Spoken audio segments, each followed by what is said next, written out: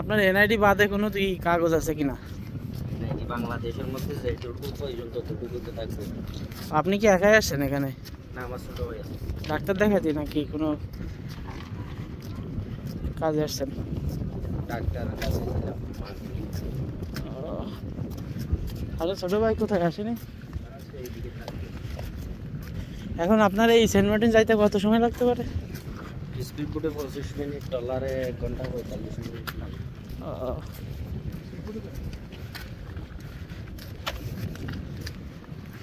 আপনি ওখানে কি করেন আসলে? আপনার পেশা কি ওখানে? আমাদের পেশা হচ্ছে দুইটা। যেমন পূর্বপুরুষদের পেশা হচ্ছে মাছ ধরা, এখন হচ্ছে আপনার ট্যুরিজম ব্যবসা। মানে আমাদের নিয়ে আপনাদের বিজনেস।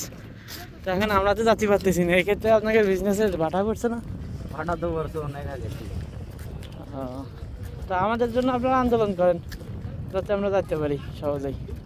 আন্দোলন তো আপনার সরকারের কর্ণকুঞ্জত্ব বোঝায় না, কোনোভাবে কিছু হয় না। না ভাই, এই পাশে হচ্ছে মায়ানমার, তাই তো? আর এটা হচ্ছে নাফ নদী। নাফ নদীর অর্ধেক অংশ আমাদের আর অর্ধেক অংশ ওদের, তাই তো? এইগুলো সব বাংলাদেশি। এগুলো সব বাংলাদেশি নৌকা না? এদের অনুমোদন নেয় কিভাবে?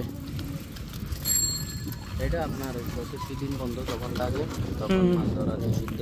এখন গেছে 22 দিনে বন্ধ। ওই যে মাঝে মিডিয়ায় আমরা শুনতে পাচ্ছিলাম যে আপনার বাংলাদেশের জেলে করে ধরে নিয়ে যায়, এখান থেকে ধরে নিয়ে গেছে মায়ানমাররা। এখান থেকে নিয়ে যায় না, ওই পাশ থেকে। এই দ্বীপটা হলো আমাদের না ভাই? এই দ্বীপের নাম কি? গুলিয়ারচর। ভাইয়ের নাম? আমার নাম রবিউল আলম। কি আলম? রবিউল আলম। রবিউল আলম। মুসলিম তো আপনি না? আপনাদের ওখানে মানে কি ধর্মেরই বেশি? আমাদের এখানে 100% মুসলিম। 100%? যাক আলহামদুলিল্লাহ। ছিল কিন্তু হ্যাঁ, এখন সেন্ট মার্টিনে নাই। ও, চলে আসছে ওখান থেকে? একটা দোকান নিয়ে আছে একজন। আপনার বাচ্চা কতজন?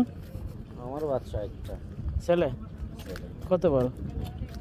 9 মাস রানিং। ওই আচ্ছা, অনেক ছোট তো। ওখানে স্কুল কলেজ কিরকম আছে? আপনার স্কুল আছে, প্রাইমারি, হাই স্কুল আছে। আচ্ছা, এর আগে যে সরকার ছিল, রাজনৈতিক সরকারের আমলে কি রকমের ছিল? কোনো অনুমোদন অফটপ এরকম কিছু? যে আসলে কি অবস্থা, মানে এর আগেও এরকম হয়েছে না? হ্যাঁ, এই প্রথম এইরকম হয়েছে। এখন সরকার যেটা বলতেছে যে ওখানে পর্যটক না যাওয়া নিষিদ্ধ, কারণ হচ্ছে মানে অনেক পরিবেশ রক্ষা। এটা কি সত্য না আসলে? আপনাদের কাছে কি মনে হয়?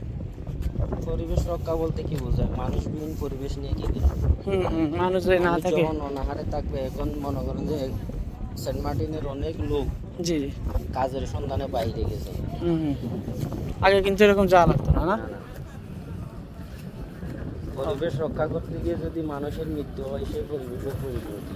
সঠিক। পরিবেশ এবং মানুষ দুটোটাকে বাঁচিয়ে রাখতে হবে। আচ্ছা, এটা আমরা বাংলাদেশের সবাইকে দেখাবো, তো আপনি কি দেশের মানুষের কিছু বলতে চান কিনা? কি বলবো, যা বলার অনেক বলে দিছি, আজ পর্যন্ত কোনো সঙ্গে পাইনি। মানে কোনো সমাধানই পান নাই, তাই তো? আচ্ছা, ঠিক আছে ভাই, ধন্যবাদ। আপনার সাথে কথা বলে ভালো লাগলো। আল্লাহ হাফেজ। আসসালামু আলাইকুম।